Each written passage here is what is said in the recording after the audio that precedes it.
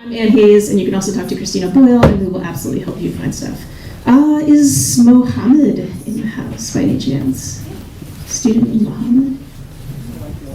Okay, he might be late. Is anyone else just a student who wants to talk? Is anyone a student deep inside who wants to talk?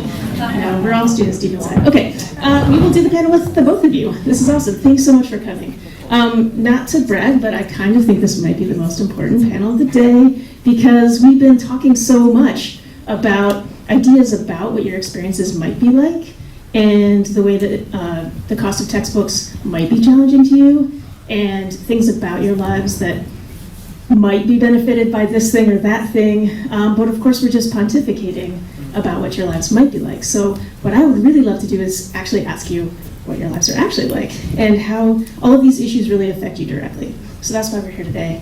Thanks so much for coming. I really appreciate it.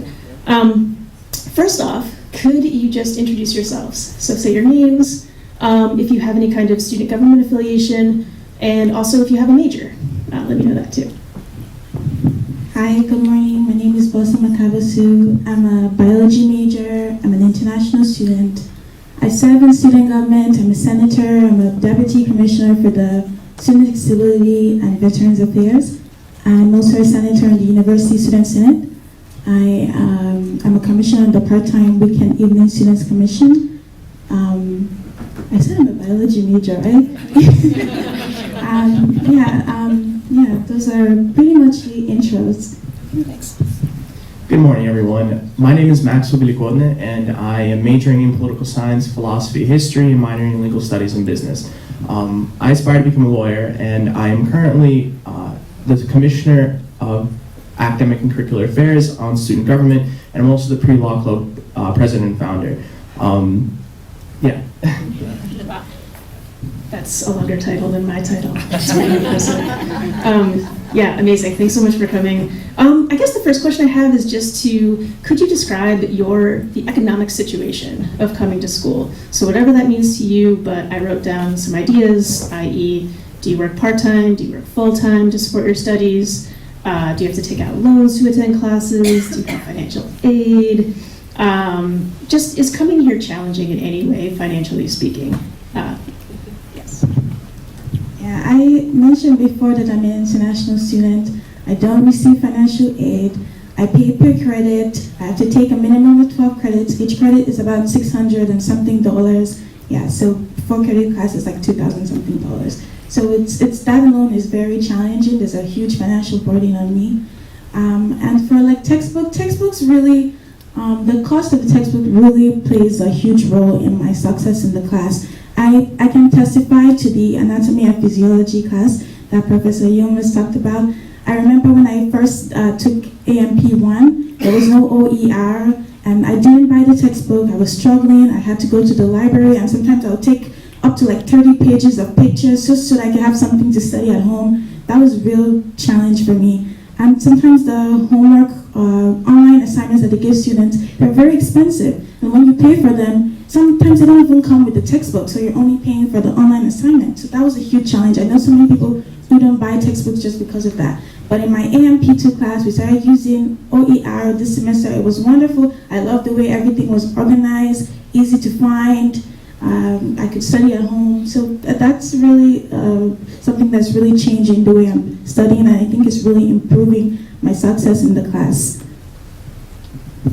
Hello. So similarly to Blossom, I also have financial troubles when it comes to at my house. A lot of the income my family gets, a piece of it anyway, comes from me, my part-time job and everything. So I have to both manage my college, learning in college and doing well, and also my part-time job over the weekend. So that is difficult in itself because, you know, I'm focusing less on my schoolwork and my extracurriculars than I am on my part-time job and what I'm doing beyond that.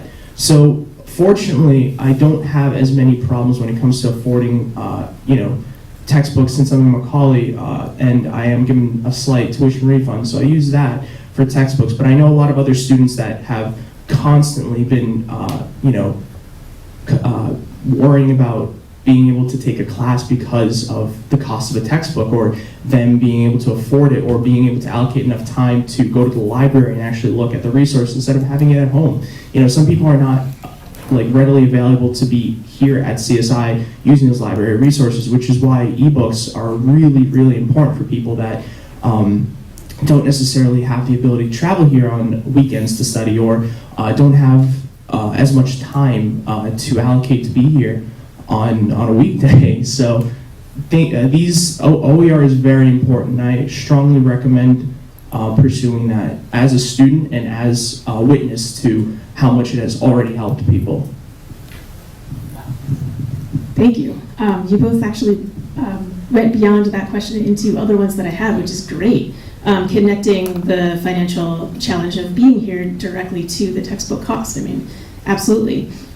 Some questions. How much money do your textbooks tend to cost each semester if you're not taking an OER course? And just off the top of your head, what was the most expensive book that you've been asked to buy, whether or not you bought it?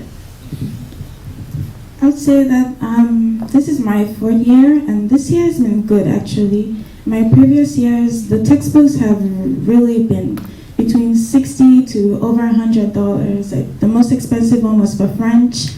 It was, I don't remember exactly how much it was, but it was definitely over $100, and I had friends that dropped the class just because of that. That was very bad, but this year has been so much better.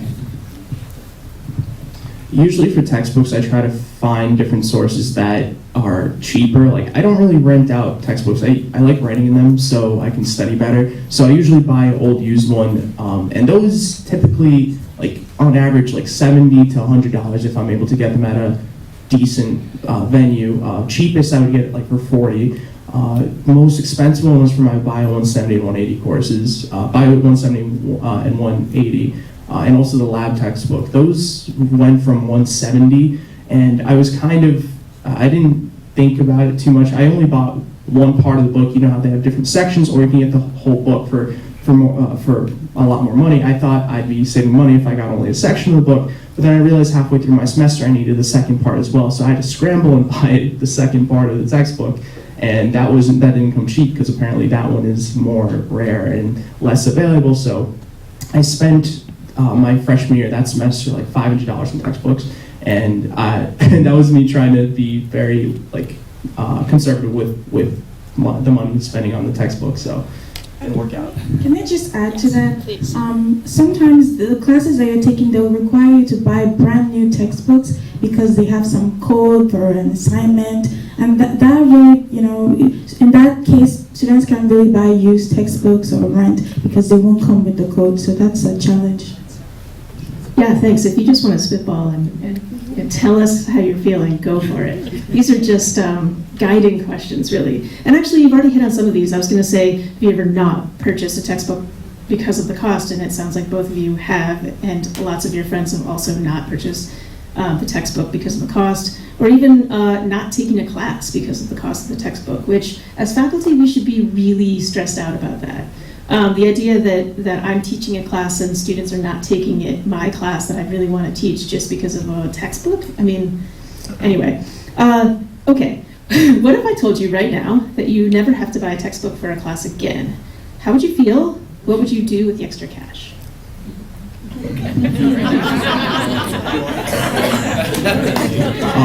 I'd be ecstatic. What I do with the extra money, like I said, I'd probably just give it to my parents, so I would have to work less hard during the semester. Like, I'd rather give that much then, so I can, focus on my studies later on in the semester and just not work during the weekends during finals or something, which really stinks. But having that OER available both electronically and physically, that would be the best for most students, because I know personally there are students that struggle mostly because they don't have an electronic textbook available, and it's so useful. Even though there are apprehensions, I heard other faculty members were saying that there are worries for doing that because they're worried that they won't be paying attention or actually looking at it or actually reading their material. But I would say that you just have to have that kind of trust with your student. If the student cares about their education, they would definitely read and do their assignments. And I think a faculty, a professor especially, the burden is on them to trust the student to do the material. And if the student doesn't do it, that's not the professor's issue. The professor's issue is to try to help them and give the resources for the student to do the best that they can. So.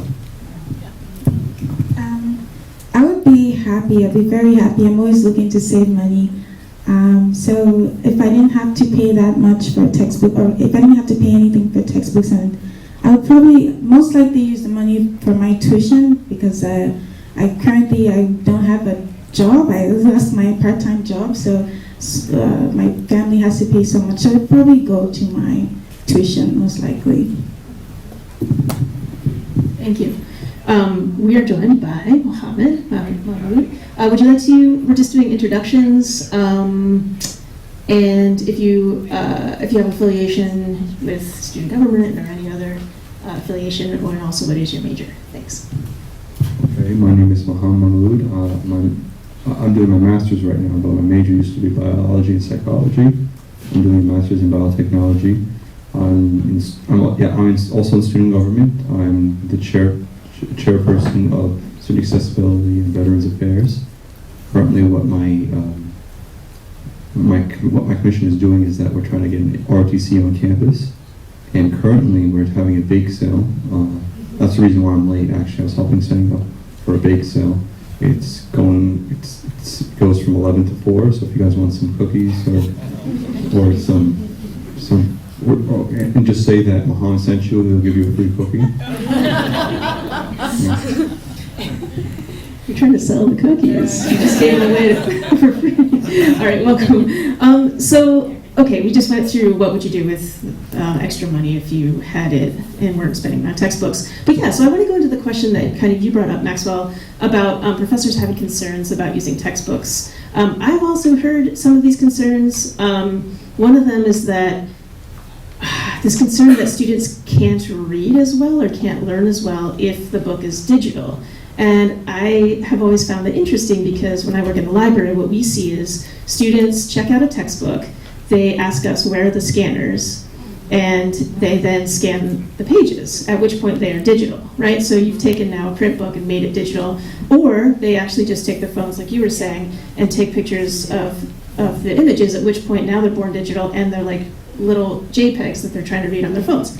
So I guess what I'm wondering is, I feel like I just answered the question, but what I'm wondering is, how do you feel about that? Like if you had a textbook that was an ebook or meant to be read on the screen, would you be fine with that? Would you feel like you needed to print out the readings? Like how would you deal with basically having a digital textbook? And would you be fine with that?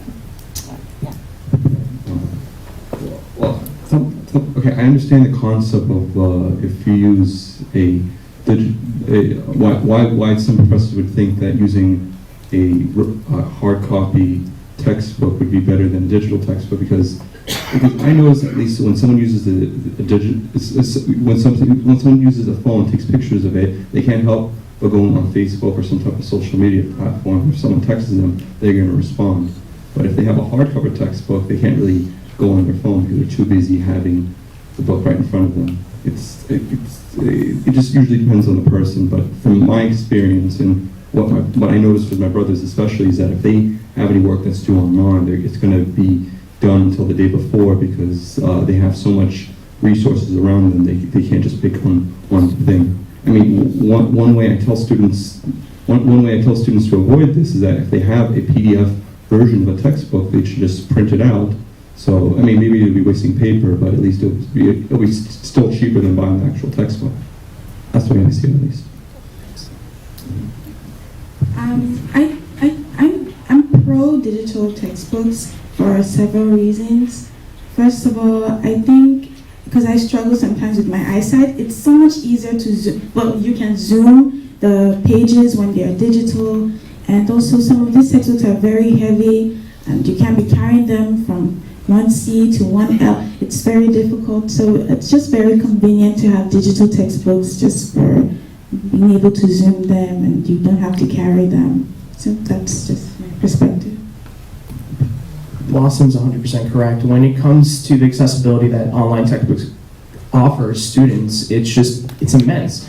Students with an online textbook, there are many different things that a student can do. One, like Mohamed said, they can print out a physical copy. If they feel like it's more beneficial for them, yes, printing does waste paper and does cost money, but there are, I believe you could print in the library. I don't know if it's free or if there's a certain limit on it, but if it is free, then there you go, that's a good place. Or the library if they're able to. But there are definitely a lot of benefits to having an online textbook because of the accessibility. I know that when I'm in class and I have reading to do, and I don't want to bring my textbook, I usually take a picture of the physical textbook and then pull it up on my Google Photos and just read through there and then have my notebook on the side, because having a textbook on my desk, a laptop on my desk, and a notebook on my desk is just a little too much. So I try to, not be so cumbersome and limit the space that's held as well. It's just easier. Great, thank you. Actually, I just want to ask you if you have other things on your mind. What would you like, so you've got this captive audience here, they're not going anywhere. Is there anything you'd like to tell us about really anything on topic? Yeah, get it.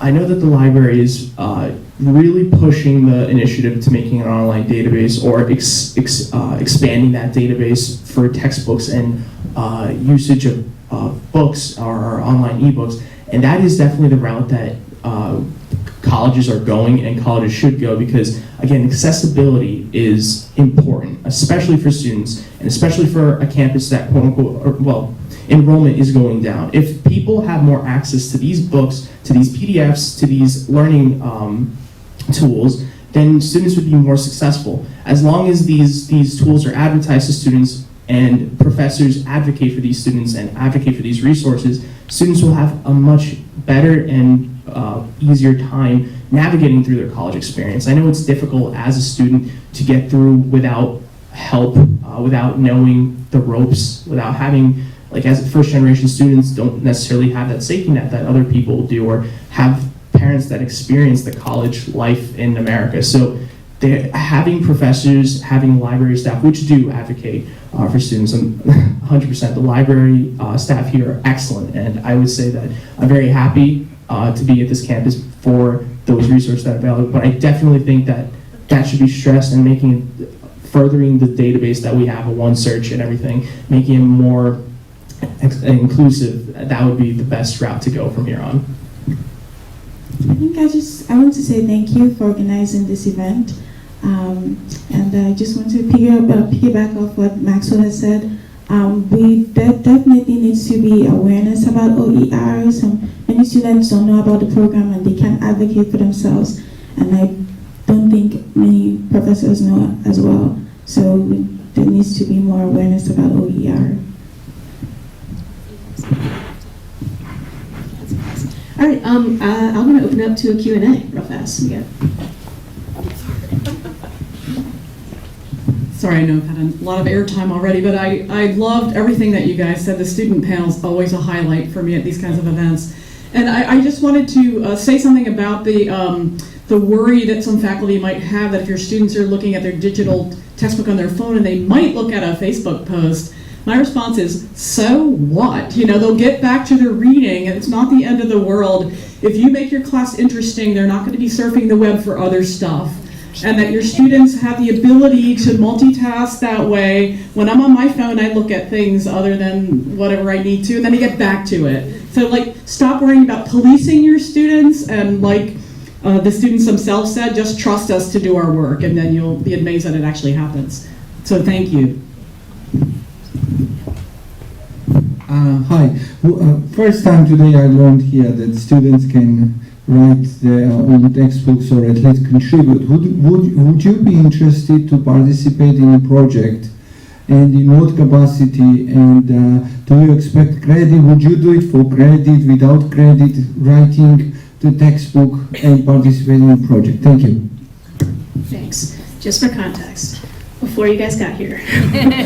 Our keynote speaker discussed open pedagogy, which is a way in which students can actually participate in their learning in certain ways, sometimes by authoring text. So instead of reading a textbook, you would actually be either creating a Wikipedia post or creating chapters yourselves or creating your own syllabus or just a variety of ways in which students can actually create the content of the course. So this question was, would you be into that? And in what capacity, and would you like credit? Would you want to put your name on it if it was searchable or not?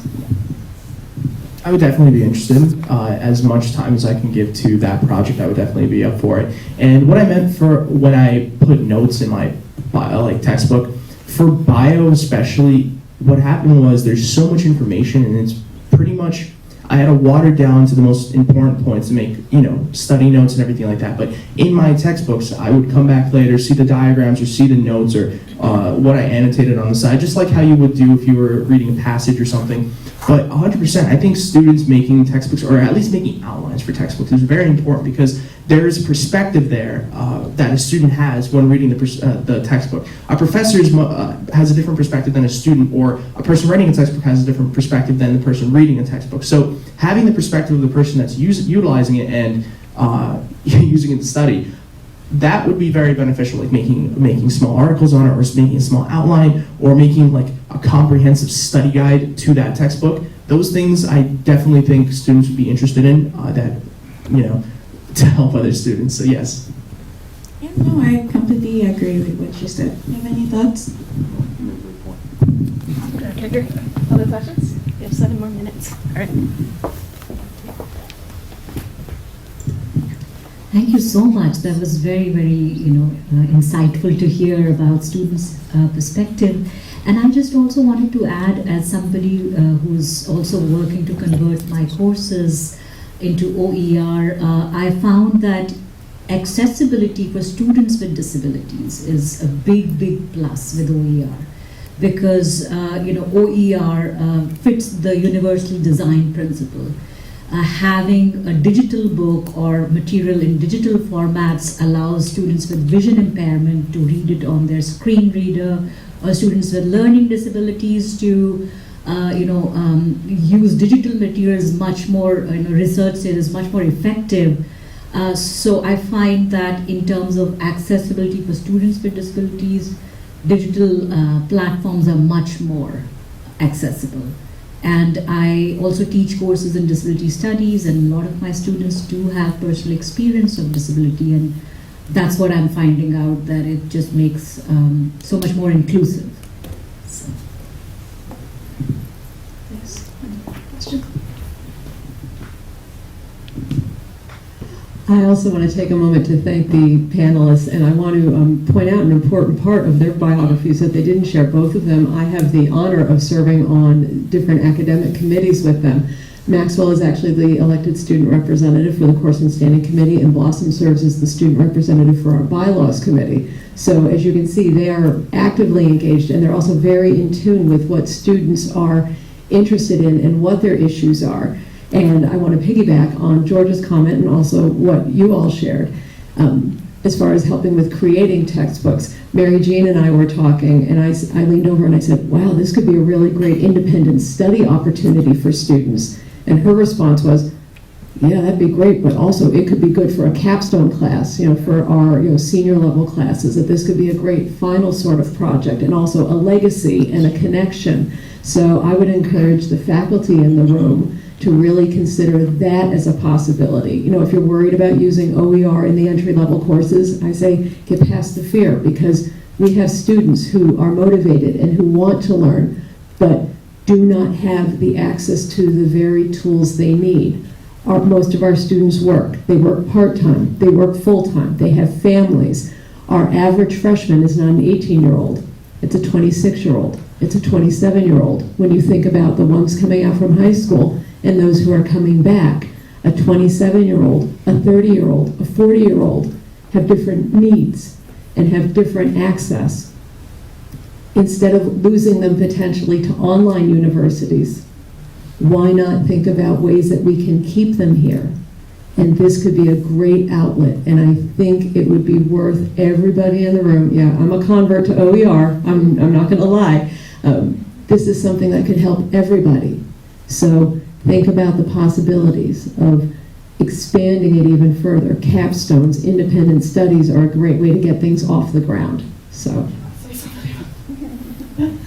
I like that idea, but I also just want to say to not make it extra work for your students. Integrate it into the courses that you already have. Don't put it on top of their burden. Make it student creation as part of the experience. Otherwise, you're marginalizing it and making it only for extra kinds of experiences. So. Great, thanks. We have 3 more minutes. I want to give you that whole 15-minute break. Let's go over here. I'm just curious, when you were in high school, did you use textbooks or were you using online materials? Oh, do you want? Oh, yeah. You want to answer?